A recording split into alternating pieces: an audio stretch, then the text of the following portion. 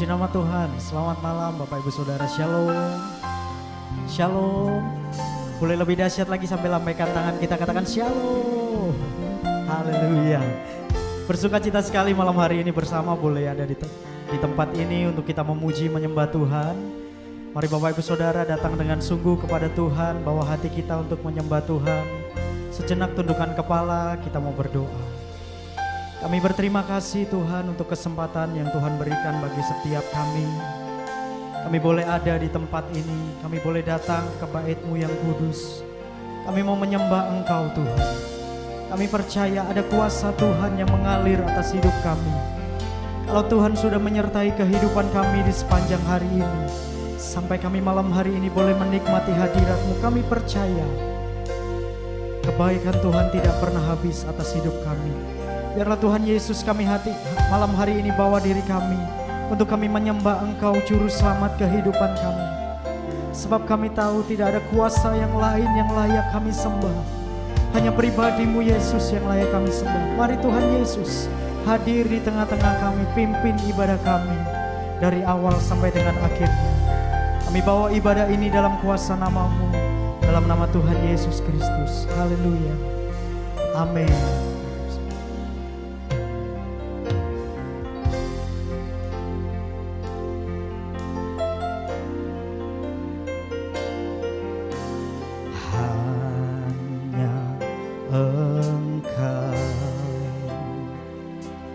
Juru selamatku, Tuhan Kau setia padaku.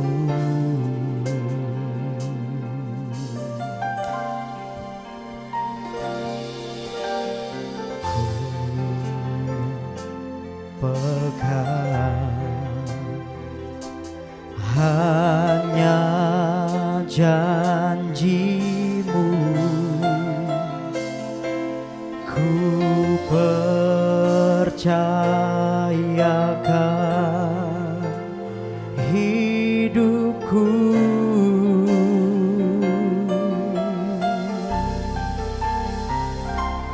Ku sembah Kau Allahku,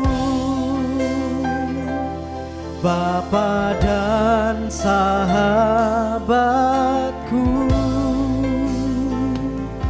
Kau yang pedulikan seluruh hidupku.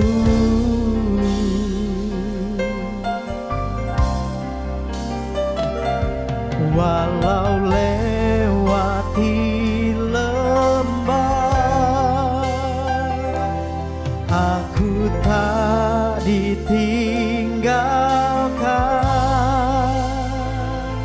Yesus kekuatan di hidupku. Mari bersama-sama datang dengan sungguh naikkan pujian ini, katakan hanya Engkau Juru selamatku, Tuhan Kau setia padaku.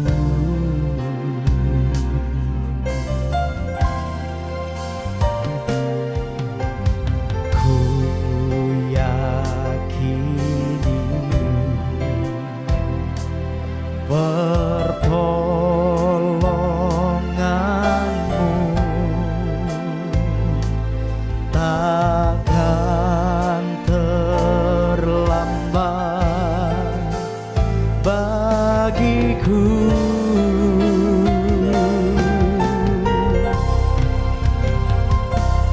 Ku sembah Kau Allahku,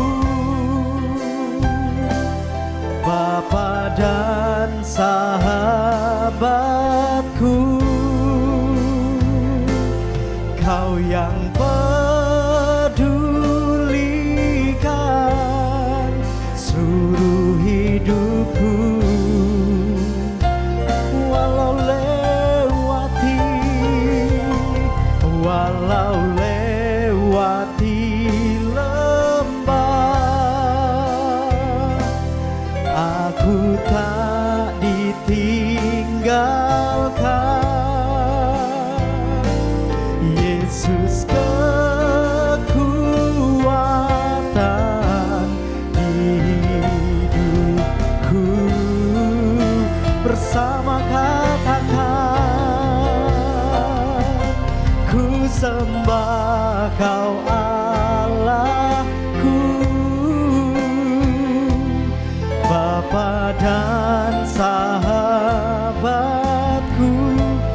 iman percaya berkata, pedulikan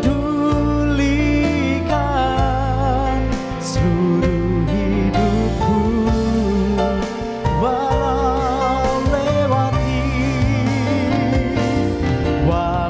lewati lembah, aku tak ditinggalkan. Panggil namanya, kekuatan di hidupku. Lebih lagi katakan, ku sembah Kau Allahku, Bapa dan sahabatku. Kau yang pedulikan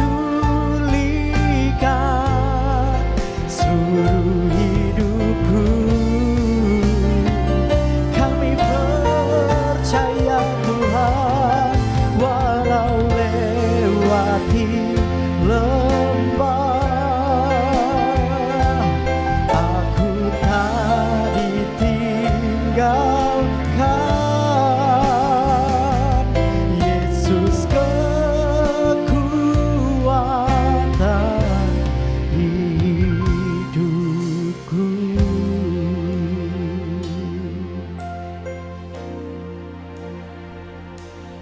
Ku sembah Kau Allah. Mari Bapak Ibu Saudaraku semua yang di tempat ini, naikkan pujian ini dengan sungguh-sungguh. Kita mau katakan kepada Bapa yang dekat dalam hidup kita, oh malam hari ini kita datang untuk menyembah Tuhan, sebab Dia Bapa yang peduli, Dia Bapa yang memelihara, memegang setiap kita. Bapak Ibu Saudara, dengan sungguh katakan,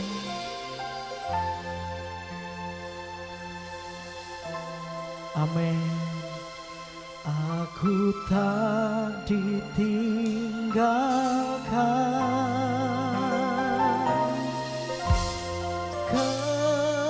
Kekuatan.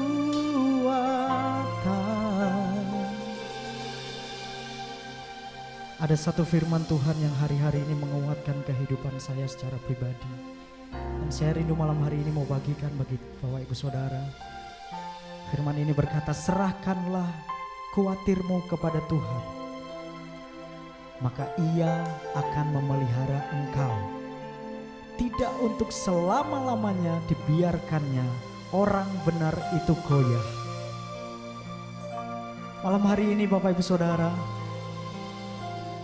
kita datang ke tempat ini dengan berbagai macam pergumulan. Saya yakin dan percaya semua kita di tempat ini ada pergumulan. Tapi malam hari ini ada kekuatan yang baru yang Tuhan katakan. Oh, serahkanlah segala khawatirmu kepada Tuhan. Datang dengan sungguh kepada Tuhan. Tidak ada lagi rasa khawatir. Tinggalkan sejenak pergumulanmu, datang fokus menyembah Tuhan. Sebab Dia sumbernya. Dia sumber kekuatan, Dia sumber pengharapan itu Bapak Ibu. Mari malam hari ini yang sepakat dengan saya boleh buka kedua tangan kita dengan sungguh katakan, ku sembah Kau Allahku, Bapa dan Bapak Ibu Saudara dengan sungguh katakan, amin.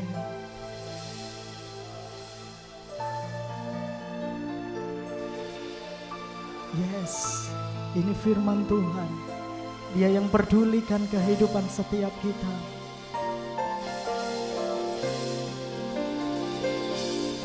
Walau lewati lembah, aku tak ditinggalkan.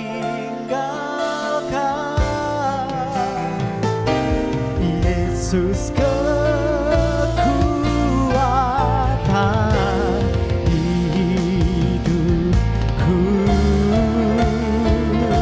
mari buka kedua tanganmu dengan sungguh nyatakan, ku sembah Kau Allahku,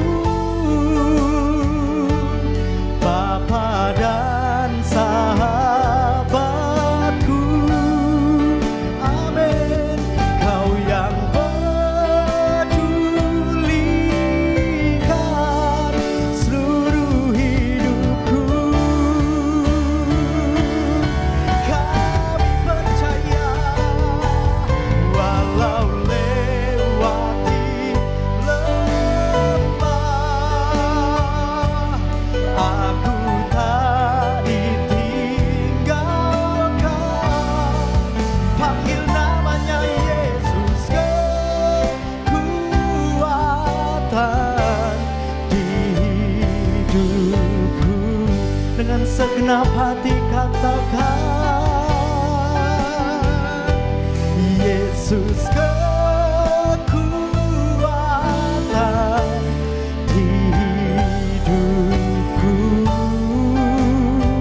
Lagi dengan iman, Yesus kekuatan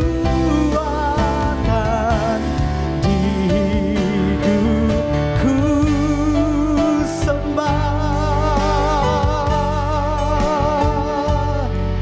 mari datang dengan segenap hati, bawa penyembahanmu, bawa hatimu. Mari Bapak Ibu Saudaraku di tempat ini sembah Tuhan Yesus, sebab Dia layak disembah. Percayalah ketika engkau menyembah, ketika engkau fokus untuk menyembah Tuhan, ada kekuatan yang baru yang diturunkan oleh Tuhan. Dan firman Tuhan berkata, tidak selama-lamanya orang benar itu goyah. Mari datang dalam penyembahan, sembah Dia dalam roh dan kebenaran, Bapak Ibu Saudaraku. Oh, haleluya. Kami datang menyembah Engkau Tuhan. Terimalah penyembahan kami, terimalah hati kami Tuhan Yesus. Kami bawa diri kami Tuhan, untuk mengalami kasih-Mu, mengalami kuasa-Mu. Haleluya.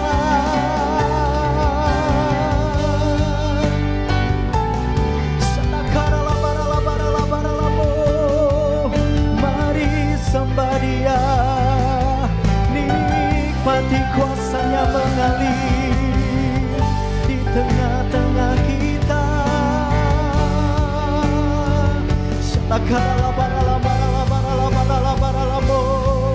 Haleluya.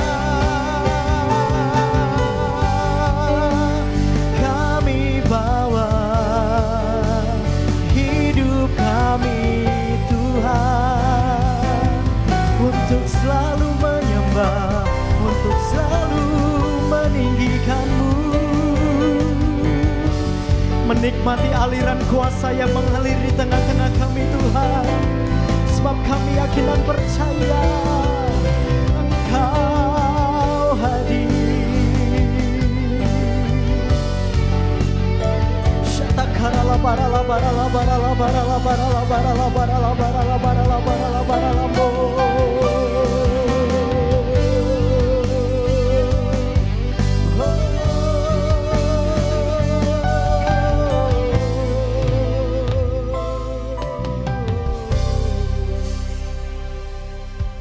Sembah Kau Allah. Mari Bapak Ibu Saudara sendiri dengan hati ke hati kepada Tuhan. Bapak Ibu Saudara bebas di tempat ini. Engkau boleh mengangkat tangan, engkau boleh berdiri, engkau boleh datang dengan segenap hatimu kepada Tuhan. Ya amin Tuhan.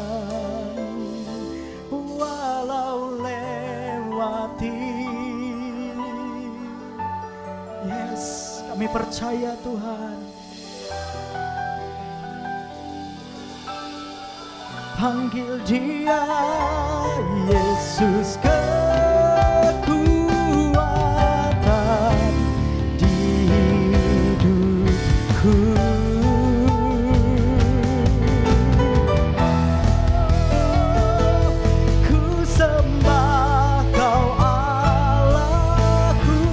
Mari bersama-sama perlahan bangkit berdiri Bapak Ibu Saudaraku. Sahabatku, Kau yang pedulikan seluruh hidupku.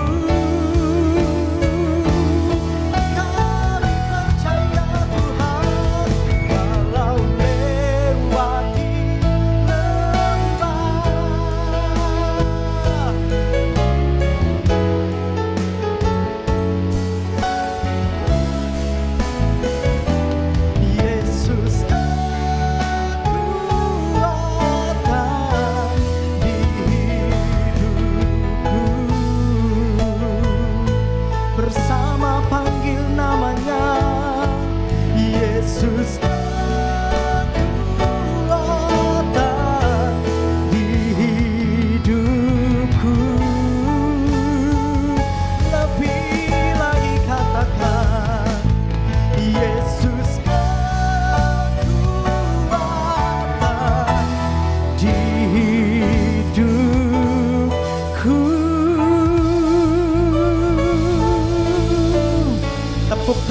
Tuhan Yesus, sumber kekuatan kita.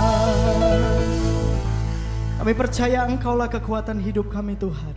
Dan kebaikan demi kebaikan itu terus kami alami karena Engkau hadir dalam hidup kami. Kami mau bersuka cita mengalami kebaikan-Mu di tengah hadirat-Mu dalam nama Yesus.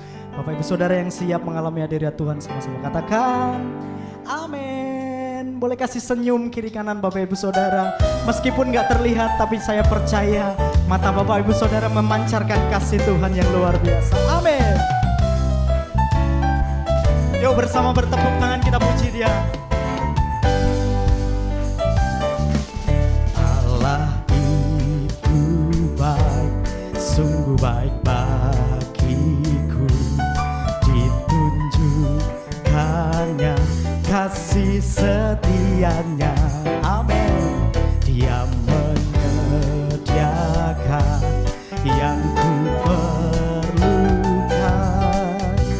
menyatakan kebaikan, menyatakan kebaikan, yes, kebaikannya padaku. Boleh bersama angkat dua tangan kita. Kasih setianya tak pernah berubah, dulu, sekarang, dan selamanya. Amin. Ajaiblah kuasa dalam namanya. Yesusku luar biasa. Allah. Mari semua kita yang mengalami kebaikan Tuhan katakan. Ditunjukkannya kasih. Dengan iman percaya berkata, yang ku perlukan, menyatakan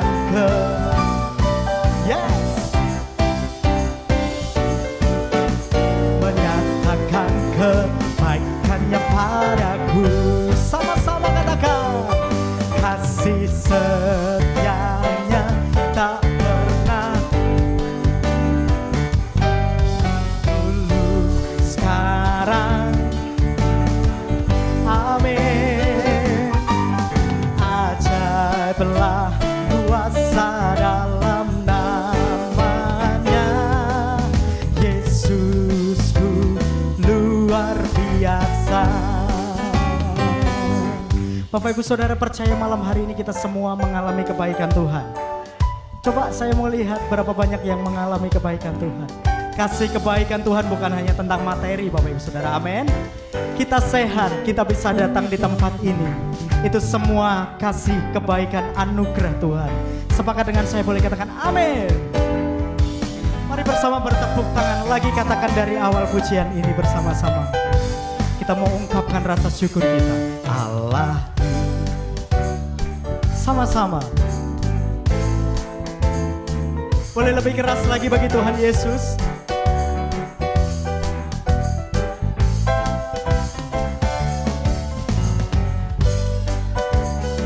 Yes. Angkat dua jempolnya dong. Menyatakan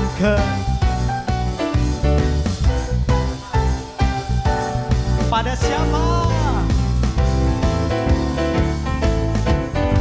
Sama-sama kasih setianya tak pernah berubah, dulu, sekarang, dan selamanya.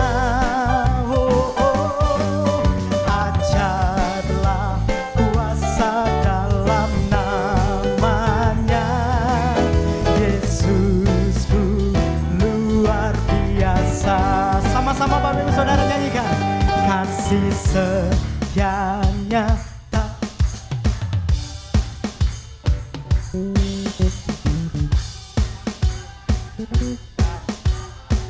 Haleluya.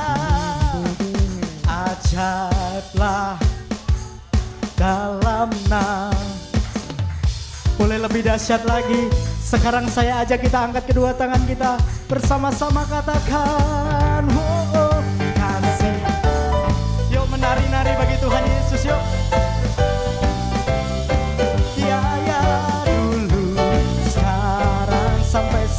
selama-lamanya. Ajaiblah kuasa dalam namanya. Yesusku luar biasa. Katakan, Yesusku luar biasa. Lagi bersama, Yesusku luar biasa.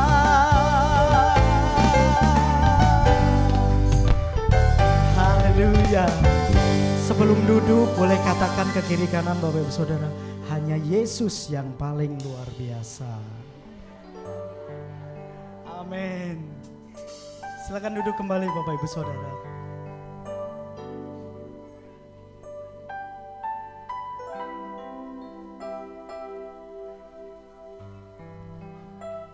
Kami mengasihi Engkau dengan segenap hati kami, Tuhan.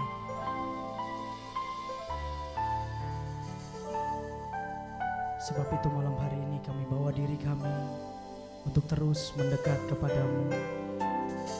Kami membawa hidup kami untuk terus intim kepadamu, Tuhan.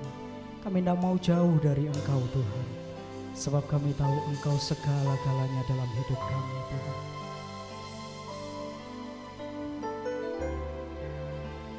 Kaulah segalanya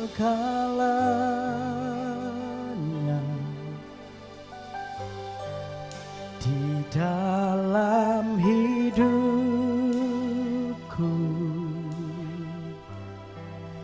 Kerajaanmu, kebenaranmu, itu bagianku.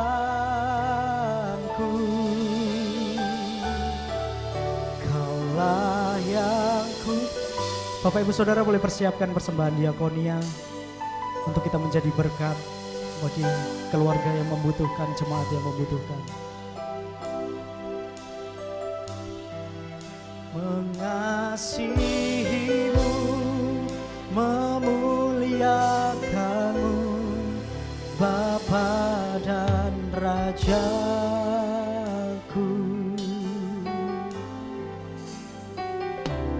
Kau Bapa yang mengasihiku, kuasa-Mu memulihkanku, hati yang baru Kau berikan untukku dapat melihat rencana-Mu indah bagiku. Amin. Kau ada di setiap jalanku, hatiku haus dan lapar akan Engkau. Kaulah segalanya di dalam hidupku. Kerajaanmu, kebenaranmu, itu bagianku. Oh, Kaulah yang kupandang. Amin. Selama hidupku, katakan mengasihimu, memuliakanmu, Bapa dan Rajaku. Kaulah segalanya. Mari bersama-sama saya jemput kita bangkit berdiri Bapak Ibu Saudara. Kami menaikkan pujian ini berkata bahwa Engkau segala-galanya dalam hidup kami. Kami tidak menjadikan pujian ini menjadi nyanyian yang biasa, Tuhan. Tapi kami menjadikan ini sebagai pernyataan dari hati kami bahwa kehidupan kami mengakui Engkau segala-galanya bagi hidup kami Tuhan.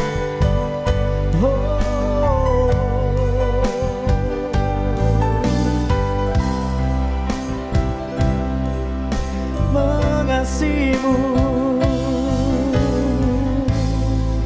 memuliakanmu, Bapa dan Rajaku. Kaulah segalanya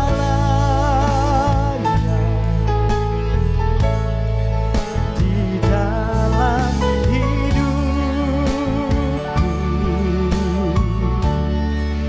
Kerajaanmu, kebenaranmu, itu bagianku. Kaulah yang kupandang selama hidupku. Mengasihimu, memuliakanmu, Bapa dan Rajaku. Katakan mengasihimu, memuliakanmu, mengasihimu, memuliakanmu, mengasihimu, memuliakanmu, Bapa dan Rajaku.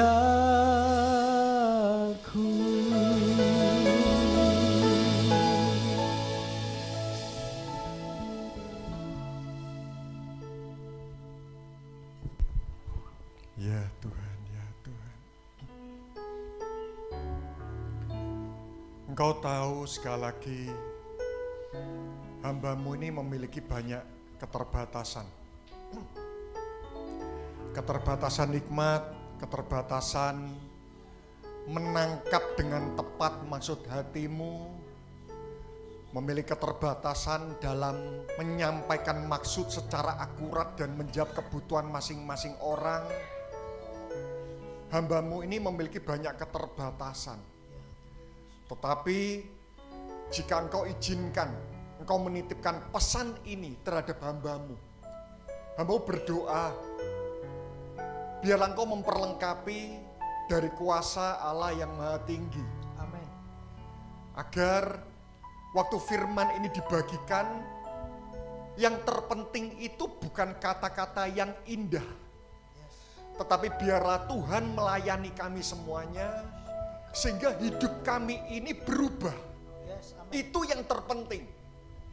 Ada begitu banyak orang, mereka telah mendengarkan firman-firman yang indah, yang memukau, tapi hidup mereka tidak berubah. Tetapi ada beberapa orang yang mereka menerima perkataan-perkataan yang sederhana, tapi hidup mereka berubah. Karena kami percaya bahwa Tuhan melayani mereka.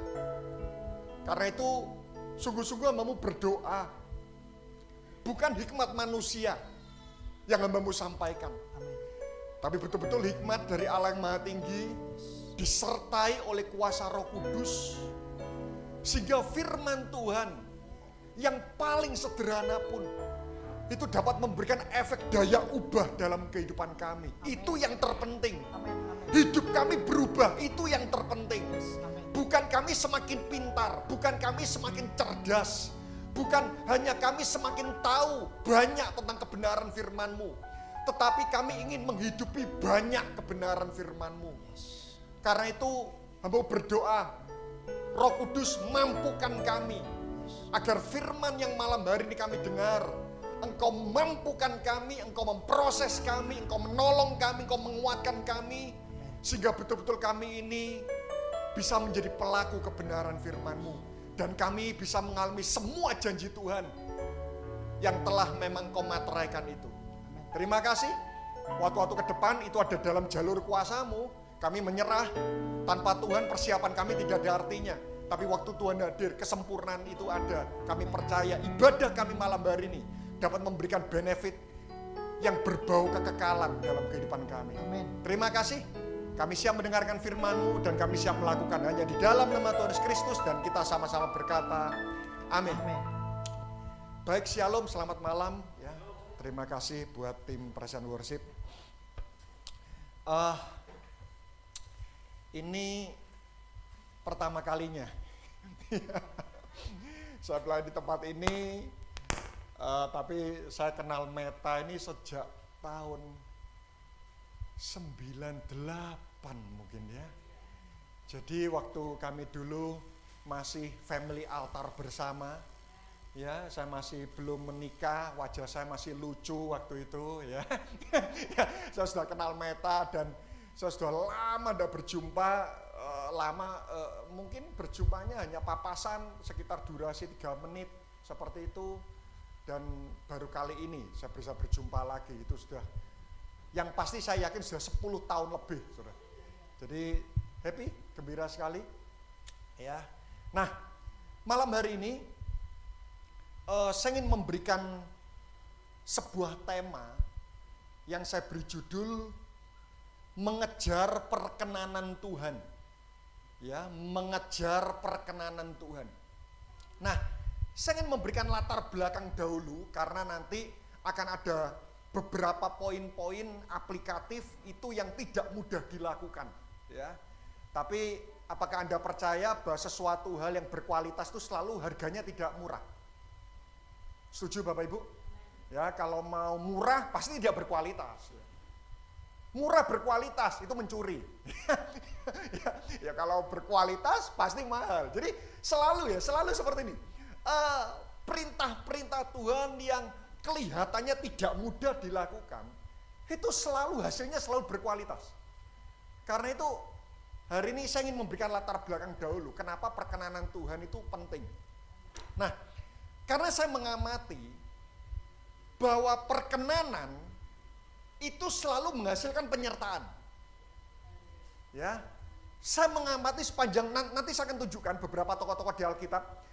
Jika hidup kita berkenan di hadapan Tuhan, wow, itu penyertaan Tuhan itu selalu melimpah. Tapi yang saya maksud penyertaan Tuhan itu bukan kemahahadiran Tuhan. Tapi yang saya maksud penyertaan Tuhan itu berbicara tentang tangan Tuhan yang selalu memberkati kehidupan kita. Itu yang saya maksud. Karena saya percaya seperti ini. Waktu hidup kita ini tidak menghidupi firman Tuhan, apakah Tuhan tetap hadir dalam kehidupan kita? Apakah Tuhan tetap hadir? Hidup kita berdosa. Apakah Tuhan tetap hadir? Apakah Tuhan tetap ada di samping kita? Ada. Ya. Apakah bahkan seperti ini? Apakah Tuhan tetap ada di dalam diri kita? Roh Kudus tetap ada dalam diri kita? Iya. Jadi yang saya maksud perkenanan menghasilkan penyertaan, ini bukan kehadiran Tuhan. Loh, kita menentang firman Tuhan aja, Roh Kudus tetap tinggal kok. Tapi yang saya maksud penyertaan Tuhan itu seperti ini, tangan Tuhan yang selalu menyertai perbuatan tangan kita dan memberkati kehidupan kita. Perkenanan menghasilkan penyertaan, dan penyertaan menghasilkan 2 Korintus pasal 2 ayat 14. Wow, ini saya percaya orang Kristen suka semua ini. Jangankan orang Kristen, orang non-Kristen pun mau ini. Ya, ini hasil dari penyertaan. Perkenanan hasilnya penyertaan. Penyertaan hasilnya apa? 2 Korintus pasal 2 ayat 14. Oke, yang A. Apakah saya bisa meminta saudara membaca? 2, 3.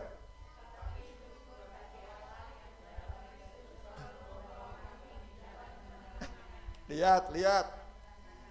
Stop, yang A saja. Tetapi syukur bagi Allah yang dalam Kristus itu artinya seperti ini.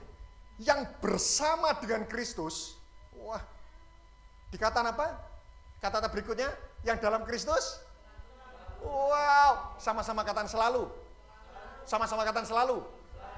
Apakah ada perbedaan antara selalu dan sering? Beda atau tidak? Selalu dan sering. Dia sering datang di PD ini, sama dia selalu datang di PD ini. Beda enggak? Namanya sering, pernah tidak hadir. Tapi kalau selalu, itu berapa persen? Wah, 100%. Lihat. Yang apa? Selalu membawa kami di jalan kemenangan. Sama-sama katakan selalu. Sama-sama katakan selalu. Siapa yang di sini kepengen selalu menang? Loh, ada banyak orang Kristen itu puas. Aku nih sering menang. Loh, namanya sering menang pernah kalah. Tidak tertarik. Orang kalau disertai Tuhan, itu selalu menang. Sama-sama katakan selalu menang. Ada peribahasa mengatakan seperti ini. Setuju enggak? Hidup itu sama seperti sebuah roda. Kadang di atas, kadang ada di bawah. Kira-kira Anda setuju enggak? Loh, ini kan selalu menang ya. Namanya selalu menang itu tidak pernah kalah, betul? Loh, ada peribahasa mengatakan seperti ini. Hidup itu sama seperti sebuah roda. Kadang ada di atas, kadang ada di bawah. Saudara setuju atau enggak?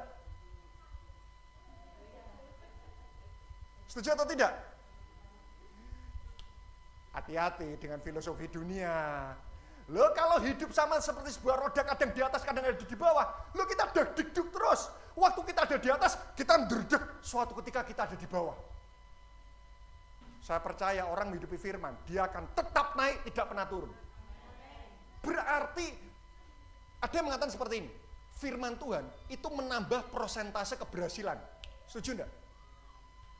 Setuju enggak? Hati-hati lagi. Kalau menambah persentase keberhasilan, kalau dulu persentase keberhasilannya 60%, jadi 80%. Saya tidak setuju. Melakukan firman Tuhan, itu 100%-kan kemenangan. Kalau firman Tuhan bisa membuat kita gagal, buat apa kita ikut Tuhan?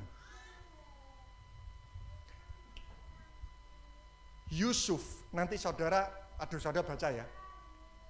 Yusuf masuk penjara. Apakah Yusuf terpuruk? Bukan Yusuf terpuruk, hanya terlihat terpuruk. Tapi ternyata penjara itu menjadi panggung yang memuliakan Yusuf. Jadi kalau orang mengikut Tuhan, Anda kalah, itu bukan kalah. Anda hanya terlihat kalah. Tapi sejatinya, kekalahan-kekalahan yang dunia katakan, loh jujur, ajur. Loh enggak, kelihatannya ajur. Tapi tiba-tiba di tengah-tengah sebuah kehancuran, Tuhan memberikan sebuah lompatan anugerah. Aduh, siapa yang di sini mau selalu menang? Orang selalu menang itu seneng loh.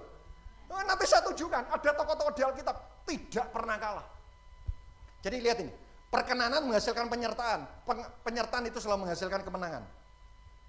Nah, kalau kita ingin belajar bagaimana cara berkenan, maka tentu saja belajarlah dari tokoh-tokoh Alkitab, di mana di sana dikatakan bahwa memang mereka itu berkenan di hadapan Tuhan.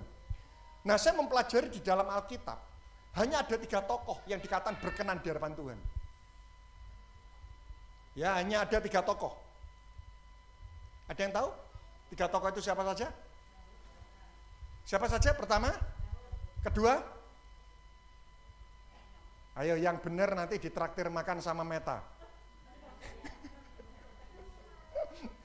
Siapa? Yang saya maksud, Alkitab jelas katakan, dia adalah hamba yang berkenan. Pertama Daud, kedua? Siapa? Abraham bukan? Paulus bukan? Yesus. Yesus betul. Ketiga? Henok ya. Nanti saudara baca ya, Yesus. Yesus, inilah anakku yang kekasihi, kepadanya laku berkenan. Oh, Yesus. Yang kedua Henok. Saudara enggak usah dibaca aja. Ibrani 11 ayat 5 enggak usah dibaca, percaya aja. Hamba Tuhan ngomong bohong di mimbar sambar petir. Ya, Ibrani 11 ayat yang kelima Henok ya. Henok itu berkenan di hadapan Tuhan. Tapi yang ketiga Daud. Yesus berkenan, masuk akal. Jelas pasti. Henok berkenan, masuk akal. Henok hanya tertulis di Alkitab itu cuma 4 ayat. Dan dikatakan Henok hidup bergaul karib dengan Allah. Tapi Daud, coba kita lihat. Kisah 13 ayat 22. Wah, ini menarik loh. Daud kok bisa berkenan ya? Kisah 13 ayat 22. Setelah Saul disingkirkan, Allah mengangkat Daud menjadi raja mereka. Tentang Daud Allah telah menyatakan, aku telah mendapat Daud bin Isai. Dikatakan apa Bapak Ibu? Seorang yang berkenan di hatiku. Terus berikutnya, dan yang melakukan saya baca ayat ini, terusik loh. Daud melakukan apa? Segala. Saya tanya. Daud pernah melakukan dosa enggak? Dosanya ringan atau berat? Karena itu kenapa malam hari ini saya kok kurang tertarik belajar tokoh perkenanan itu dari Yesus. Bukan berarti Yesus salah, tapi Yesus itu maha sempurna. Sehingga saya khawatir saya tidak menemukan esensi perkenanan, karena sudah sangat sempurna. Saya sulit belajar dari Henok, karena Henok hanya tertulis 4 ayat. Tapi saya tertarik belajar dari tokoh yang sangat kronis kehidupannya, yang, kalau boleh saya katakan, yang najis hidupnya, loh kok bisa berkenan. Jadi saya cari tokoh yang memang pernah sangat terpuruk kehidupannya, tapi kenapa dia dikatakan berkenan? Dari situ saya bisa menemukan esensi perkenanan. Nah, saya tunjukkan beberapa sisi gelap Daud. Sambil waktu saya menyampaikan ini, Bapak Ibu coba renungkan, kira-kira ada atau tidak Bapak Ibu yang pernah melakukan kesalahan sebesar Daud? Ya, kita cek ya. Sisi gelap Daud. Dia adalah seorang pemimpin yang pernah jahat. Pernah meniduri istri bawahannya. Sudah meniduri istri bawahannya, membunuh suami selingkuhannya dengan tangan orang lain melalui jalur politik. Itu kalau dihukum, itu pasal berlapis rangkap 4. Selingkuh, membunuh suami selingkuhannya melalui tangan orang lain dengan jalur politik terencana. Waduh, itu kalau dijerat pasal, itu pasal berlapis. Kita selingkuh saja 1 pasal. Membunuh suami selingkuhan 2 pasal. Dengan tangan orang lain pasal 3 pasal. Dengan jalur politik 4 pasal. Tambah terencana. Apakah terencana? Rangkap 5. Ya. Saya yakin. Ini kalau ada pemimpin gereja kayak ngene, ini pasti diusir ini. Loh, setuju enggak? Bukan berarti saya mengajak kita toleransi dosa loh. Enggak, semua ada konsekuensinya. Tapi waktu saya belajar tentang Daud, Tuhan, kok bisa ya? Daud berkenan ya? Terus tambah lagi gini, waduh ini. Daud itu gambaran ayah yang sangat buruk. Salah satu anaknya mati karena dosanya. Salah satu anaknya yang lain, Salomo, hypersex. Istrinya berapa? Istrinya berapa? 300, gundiknya 700 atau terbalik. Yang istrinya berapa? Wes mbus pokoknya ratusan habis ya. Itu enggak tahu wes itu. Itu ya salah satu anaknya Salomo hypersex. Ayo coba, ada gembala punya anaknya 1000. Istrinya 1000. Ayo. Salah satu anaknya lagi Absalom, itu ingin membunuhnya. Loh, salah satu anaknya lagi bernama Amnon, itu memperkosa saudara tirinya Tamar. Loh, ini keluarga yang rumit. Satu mati karena Daud, satunya hypersex, satunya ingin membunuhnya. Salah satu anaknya lagi saling memperkosa saudara tirinya yang lain. Loh, ini keluarga yang carut marut. Pemimpin yang tidak baik. Tapi kok bisa Daud berkenan ya? Maksud saya seperti ini. Kira-kira yang ada di sini ada enggak yang pernah melakukan kesalahan lebih besar dari Daud? Nggak usah angkat tangan, turun tangan aja. Yang saya tahu, jarang sekali saya ketemu ada orang melakukan kesalahan sebesar Daud. Maksud saya seperti ini, saya bukan mengajak kita toleransi dosa. Tapi saya menemukan ada banyak orang Kristen. Mereka itu waktu datang kepada Tuhan itu gini, Tuhan, rasanya aku ini tidak punya potensi dan kesempatan untuk berkenan lah. Waktu mau melayani Tuhan, ada sebuah bisikan dari kerajaan sebelah mengatakan, engkau tidak layak, engkau melakukan dosa. Saya ingin memberikan sebuah kabar gembira. Kalau orang melakukan dosa seberat Daud saja, masih punya kesempatan berkenan, apalagi saudara semua yang tidak pernah melakukan kesalahan sebesar Daud. Lihat, 1 Tawarik 12 ayat 22.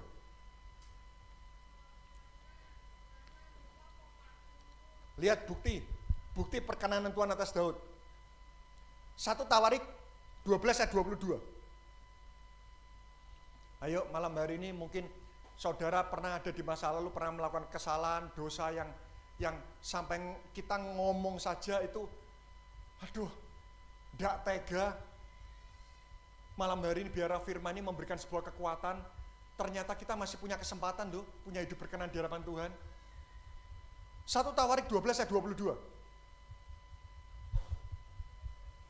Oke. Dari hari ke hari, orang datang kepada Daud untuk membantu dia. Waduh, ini bukan Daud cari pasukan, ya. Tapi pasukan itu datang kepada Daud untuk membantu dia, sehingga mereka menjadi tentara yang besar. Seperti apa? Seperti apa? Satu-satunya raja di Alkitab yang dikatakan memiliki pasukan seperti bala tentara Allah, itu cuma Daud. Apa ciri bala tentara Allah? Perang tidak pernah kalah.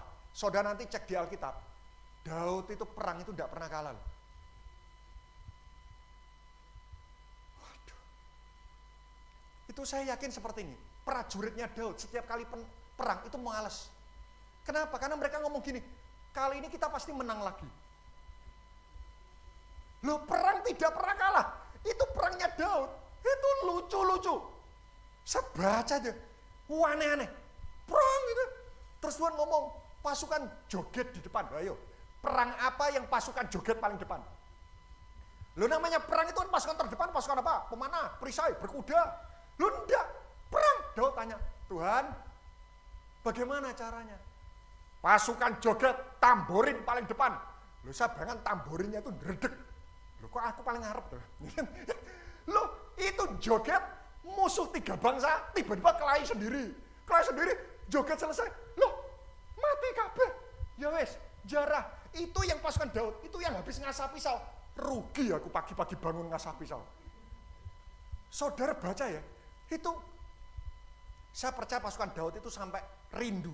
Rindu apa? Merindukan kekalahan. Ya, perang tidak pernah kalah.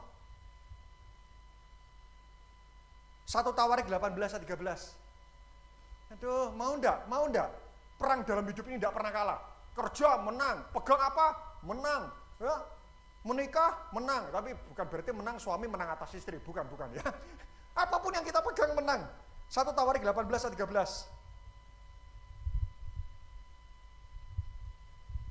Lalu ia menempatkan pasukan-pasukan pendudukan di Edom, sehingga seluruh Edom diperbudak oleh Daud. Ayo kita baca. Tuhan memberi kemenangan kepada Daud. Sama-sama katakan kemanapun. Kemanapun.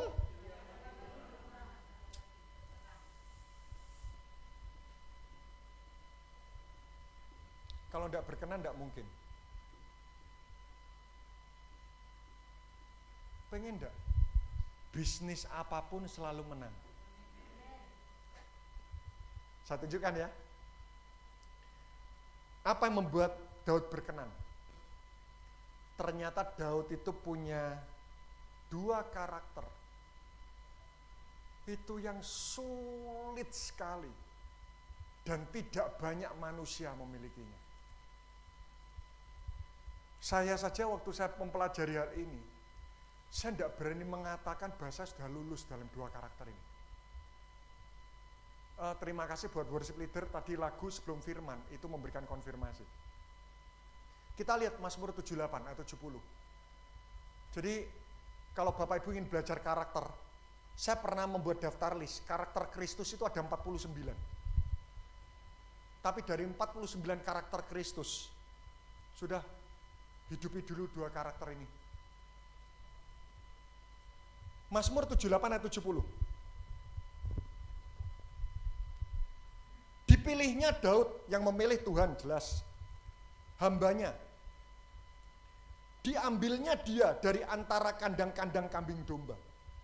Wah, yang milih Tuhan. Kalau Tuhan yang milih, ini tidak ngawur. Yang nyoblos ini Tuhan. Dari tempat domba-domba yang menyusui, didatangkannya dia. Oh, ini pasti orang pilihan. untuk menggembalakan Yakub umatnya dan Israel miliknya sendiri. Iya di sini adalah Daud. Daud menggembalakan mereka dengan apa? Ketulusan hatinya dan menuntun mereka dengan kecakapan tangannya. Kecakapan tangan itu adalah skill. Saya tidak bahas tentang kecakapan tangan, tapi saya tertarik membahas tentang masalah ketulusan hati. Sama-sama katakan ketulusan hati. Sama-sama katakan ketulusan hati. Ternyata saya mempelajari bahasa asli ketulusan hati. Ini bukan ketulusan hati dalam arti bahasa Indonesia memberi sesuatu tulus, bukan. Tapi ternyata di versi King James ya, dikatakan bukan ketulusan hati, tapi integritas hatinya. Sama-sama katakan integritas. Sama-sama katakan integritas. Karakter pertama yang Daud miliki. Daud itu pribadi yang sangat berintegritas. Apa itu integritas? Mazmur 86 ayat 11. Ada begitu banyak definisi integritas, tapi sengaja saya mengangkat dari ayat di Alkitab. Apa itu definisi integritas? Mazmur 86 ayat 11. Tunjukkanlah kepadaku jalanmu ya Tuhan, supaya aku hidup menurut kebenaran-Mu. Dikatakan berikutnya, bulatkanlah hatiku untuk takut akan nama-Mu. Sama-sama katakan bulatkan hati. Sama-sama katakan bulatkan hati. Integritas itu definisinya seperti ini. Memiliki kebulatan hati, memiliki kebulatan tekad untuk menghidupi firman Tuhan. Itu integritas. Ya, hatinya bulat. Sama-sama katakan memiliki hati yang bulat. Nih, saya beri contoh ya. Contoh-contoh orang yang tidak memiliki hati yang bulat. Di gereja jujur, di kantor sungkan jujur. Tidak berintegritas. Di gereja ujian Alkitab, ya dulu saya pernah waktu di Betani itu ujian som. Wah, itu pengawasnya pura-pura enggak ngeliat. Saya pernah ikut ujian kependetaan. Saya pikir ujian kependetaan itu ya, semua kudus. Pengawas enggak ngeliat, semua enggak nyontek. Saya bertobat SMA, saya enggak pernah nyontek. Kuliah saya enggak pernah titip absen. Saya masuk ujian pendeta. Pendeta loh. Saya ngerjakan sungguh-sungguh. Sebelah kanan, nomor 3. Loh, ini ujian pendeta apa gitu. Ini, aduh, ya. Ada banyak orang Kristen di gereja jujur, di kantor sungkan jujur, di kuliah sungkan jujur. Siapa yang di sini tetap absen? Dulu kuliah. Nah ini lagi ya. Orang tidak berintegritas. Memaafkan sekelompok orang, tapi tetap membenci seseorang. Pak, ada 100 orang menyakiti saya ampuni. Tapi ada 1 orang di muka bumi ini yang saya tidak bisa ampuni. Siapa? Mertua. 100 saya ampuni, 1 tidak mengampuni, tidak berintegritas. Hatinya tidak bulat. Kalau orang hatinya bulat, 100 orang diampuni, 1 orang tetap diampuni. Wow, itu hati bulat loh. Ini yang menyebabkan gereja hancur kadang ini.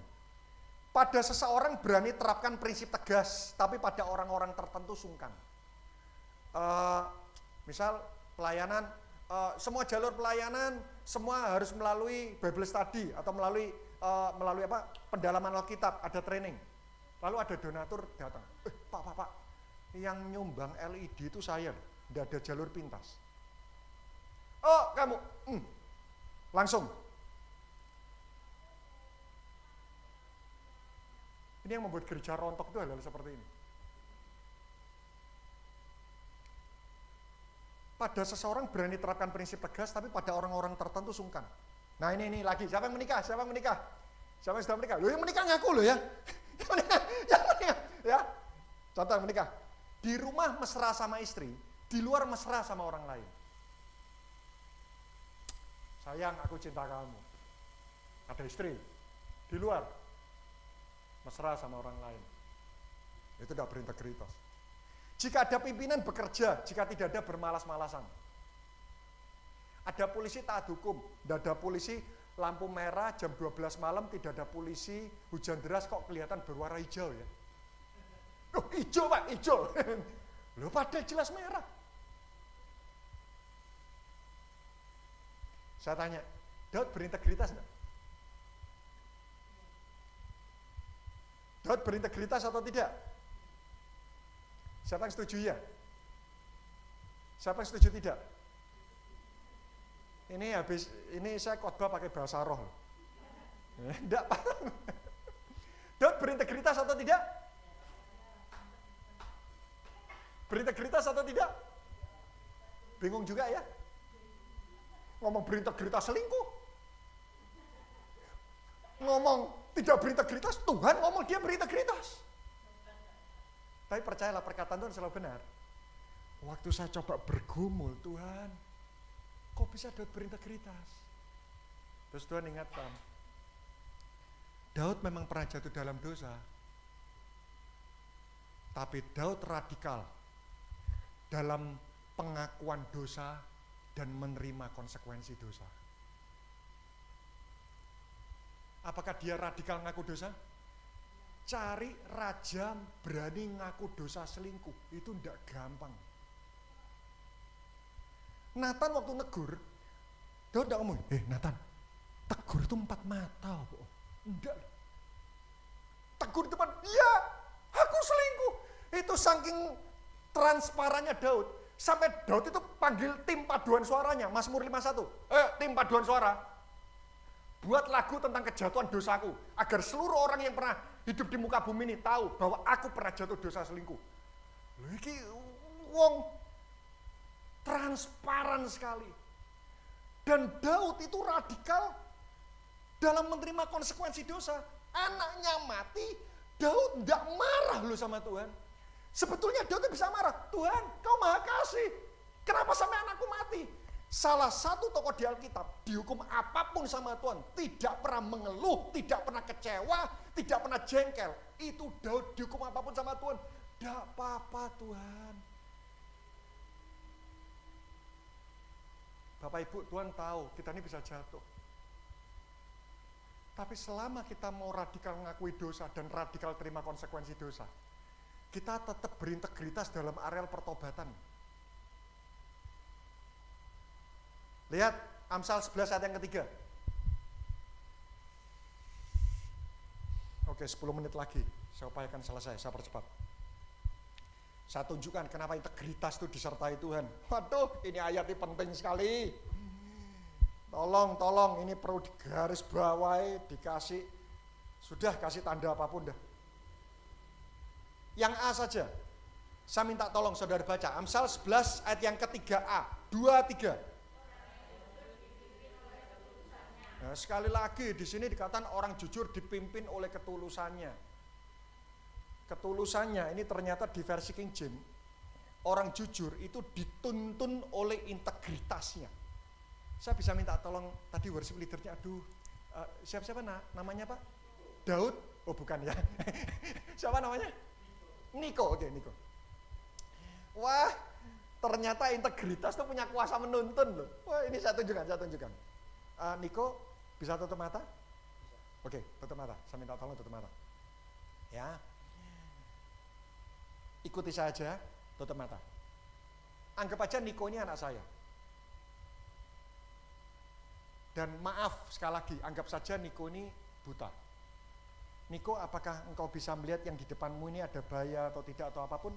Bisa melihat atau tidak? Enggak. Tidak. Hidup kita itu seperti Niko ini. Kita ini tidak tahu di depan kita ini ada bahaya atau tidak. Bapak Ibu setuju dengan hal ini? Tapi tenang, Niko berintegritas. Orang berintegritas itu orang yang punya ketaatan total sama Tuhan.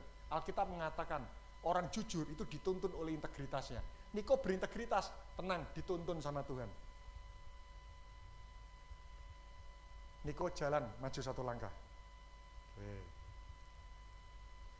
Tenang, ada yang nuntun. Maju lagi 1 langkah. Sebetulnya Niko ini mau maju lagi 1 langkah. Niko tidak tahu di depan ada bahaya. Tapi tenang, Niko berintegritas. Tuhan itu tidak tega orang berintegritas mengambil langkah yang salah dan bahaya dalam ketidaktahuan. Niko mau maju satu langkah, tapi tiba-tiba saya belokkan. Maju satu langkah. Oke, buka mata Niko. Waktu dia buka mata, bingung. Loh, kok bisa belok? Yang belok kan Tuhan. Maunya Niko tadi maju. Tuhan tahu nabrak. Niko, Tuhan aku gak ngerti depanku ada batu ndak. Wes pokoknya aku ini taat total lah sama Tuhan. Mau maju satu langkah. Tuhan ndak tega. Taat total. Belok. Set. Niko bingung. Loh kok bisa belok? Yang belok kan Tuhan. Terima kasih Niko. Ini kan yang disebut hoki. Pernah ngalami hoki? Pernah? Siapa yang pernah ngalami hoki? Ini wajahnya apes kabeh. Pernah ngalami hoki? Apa? Definisikan hoki itu apa? Oh iya. Maksud saya seperti hoki itu seperti ini. Mengambil keputusan dalam ketidaktahuan, tapi ternyata memberikan kemenangan dalam hidup kita. Ya, ambil undian. Set. Dek. Loh, menang. Itu ngambilnya enggak tahu. Menang. Itu hoki. Hoki itu seperti ini ya. Contoh, anak Anda mau menikah. Anak Anda, atau gini, Anda kontrak kerja sama seseorang. Waktu mau kontrak kerja, tiba-tiba yang mau kontrak dengan Anda, itu tidak bisa datang. Terus kita bingung, Tuhan kenapa kok tidak datang ya? Ternyata besoknya kita baru tahu bahwa orang itu berniat menipu. Terus kita bilang, Tuhan terima kasih. Itu kan hoki. Kok bisa? Orang berintegritas, hokinya konsisten. Orang dunia, Senin hoki, Selasa apes, Rebu terpuruk, Kamis delosor, Jumat terjerembab, Sabtu baru hoki lagi. Loh, itu orang dunia. Orang berintegritas, Senin hoki, Selasa hoki, Rebu hoki, Kamis hoki, Jumat hoki. Kenapa? Karena yang nuntun adalah Tuhan. Loh, kalau berikan tepuk tangan buat Tuhan jangan ragu-ragu. Karena itu kenapa Daud selalu hoki? Loh ya berintegritas. Loh, saya enggak tega loh, saya punya anak usia 5 tahun, buta. Di depan ada lubang, percaya Pak, aku percaya. Dia mau maju ke depan, lubang nak, saya belokkan. Enggak tega, percaya sama saya total. Jadi gini loh, aduh ini sebetulnya saya punya topik khusus tentang integritas. Tapi saya mengamati, semua institusi yang dipegang orang berintegritas selalu mengalami masa kejayaan. Presiden Jokowi berintegritas enggak? Jakarta, Indonesia jaya. Ahok waktu memimpin Jakarta integritas enggak? Jaya. Oh, Daud berintegritas, Israel jaya enggak? Jaya.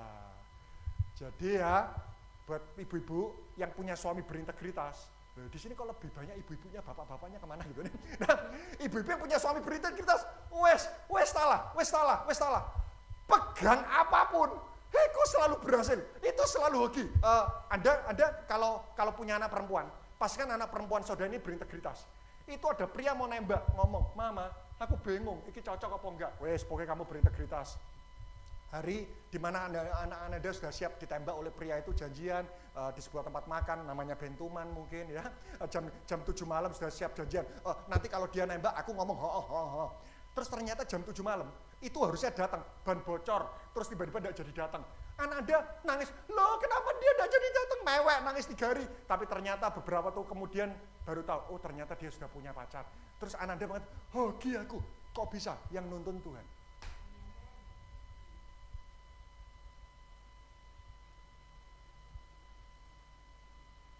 Tapi harganya tidak murah. Hatinya bulat. Kalau nyembah, ya sungguh-sungguh nyembah. Loh, wong nyembah mikir, engkau mangan opo. Loh, itu hatinya gak bulat. Yo kerja, yo serius kerja. Ada bos, gak ada bos kerja. Sudah. Integritas. Saya 1 poin aja deh. Ya. Dikasih 2 poin, nanti minggu depan ditanya, kemarin khotbah apa? Wis mbuh pokoknya apik. Itu kan repot gitu. Sudah saya kasih 1 poin aja gitu. Aduh. Saya beritahu. Integritas itu selalu memastikan kita selalu berada pada tempat-tempat penuh dengan berkat Tuhan. Jadi orang berintegritas gini. Dek berkat. Dek berkat.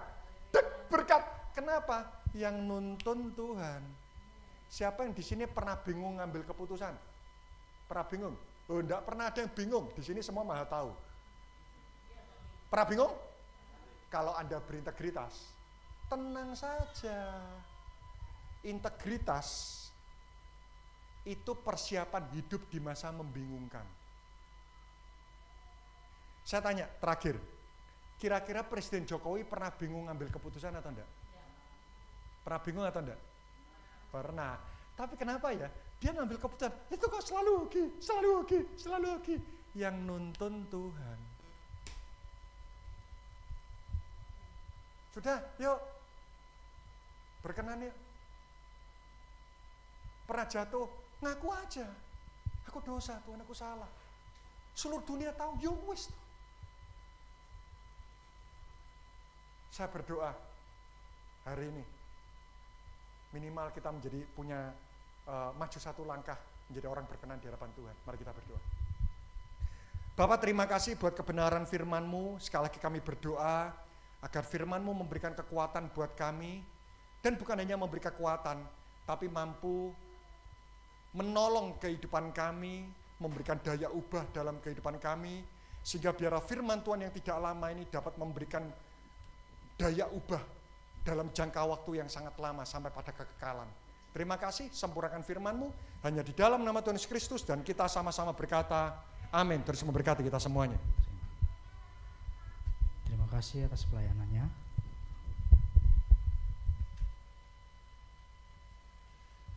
Bapak Ibu Saudara bisa persiapkan persembahan. Kita memberikan persembahan syukur kita untuk Tuhan.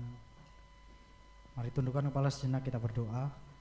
Terima kasih Tuhan Yesus untuk malam hari ini kami boleh menikmati hadirat-Mu di tengah pujian penyembahan kami.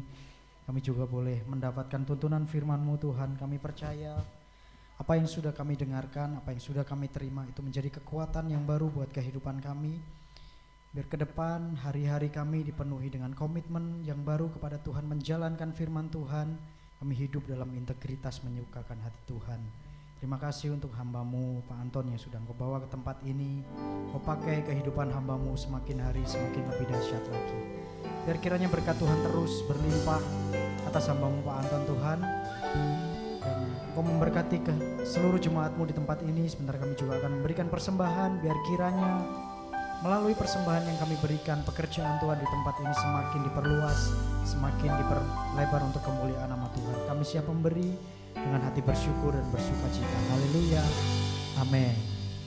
Persembahan Tuhan bisa dijalankan sambil saya bacakan beberapa pengumuman Bapak Ibu Saudara. Untuk doa puasa hari Senin pukul 11. Lalu untuk ibadah pagi di Instagram PDL Roy setiap pagi pukul 5.30 pagi. Lalu untuk ibadah hari Minggu Bapak Ibu Saudara bisa mengikuti melalui YouTube di YouTube-nya PDL Roy pukul 5 sore. Itu ada lagi mungkin pengumuman tambahan? Kalau tidak ada pengumuman tambahan, Bapak Ibu Saudara boleh bangkit berdiri nanti dengan kasih Kristus. Sekali lagi Pak Anton boleh tutup dengan doa. Ku bersyukur Bapa, ku bersyukur Tuhan buat kasih setia-Mu di dalam hidupku. Ku bersyukur. Mari dengan penuh rasa syukur katakan pujian ini. Bersyukur Bapa, ku bersyukur Tuhan buat kasih setia-Mu di dalam hidupku. Ku bersyukur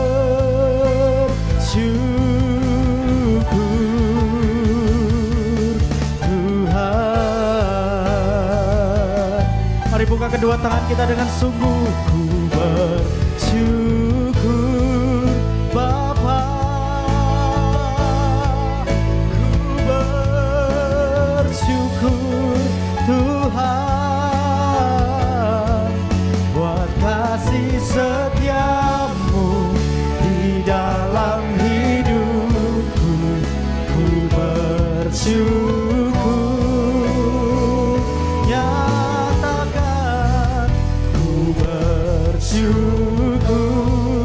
Bapa, ku bersyukur Tuhan buat kasih setiamu di dalam hidupku. Ku bersyukur buat kasih setiamu di dalam hidupku.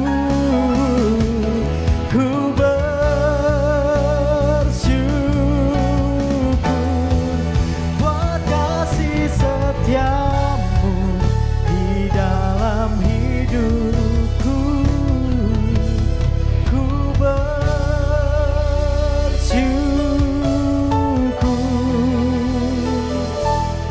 Tuhan.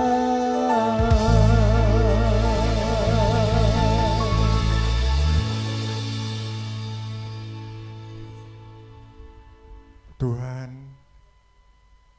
Engkau hebat. Engkau luar biasa dalam menuntun setiap kami. Terima kasih jika kami diberi kesempatan dalam hidup ini untuk bisa mengenal Tuhan, Sang Penuntun, Sang Pencipta, dan Sang Pengarah kehidupan kami.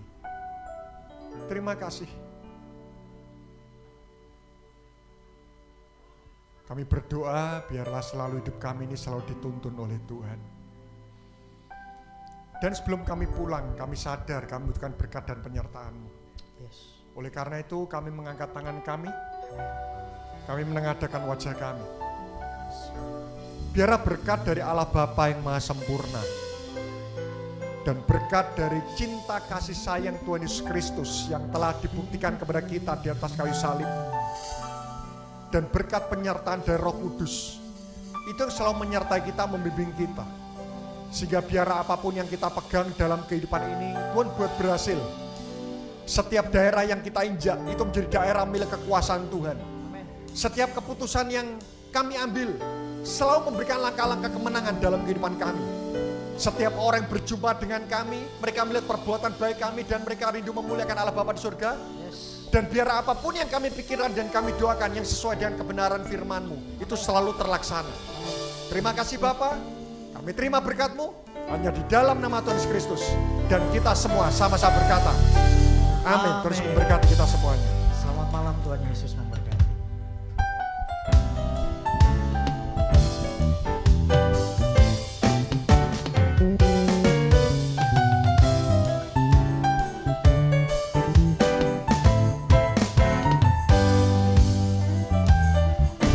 Allah itu baik, sungguh baik bagiku. Ditunjukkannya kasih setianya. Dia menyediakan yang ku perlukan, menyatakan kebaikan, menyatakan kebaikan, menyatakan kebaikannya padaku. Kasih setianya tak pernah berubah, dulu, sekarang, dan selamanya. Ajaklah kuasa dalam namanya, Yesusku luar biasa. Allah itu baik, sungguh baik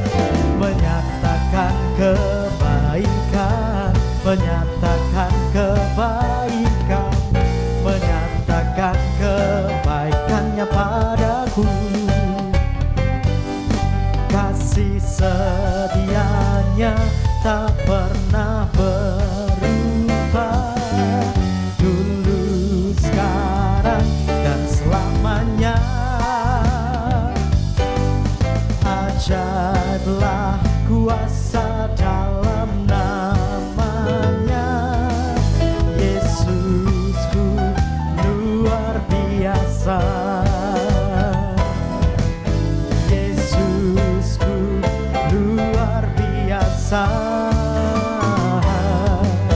Yesus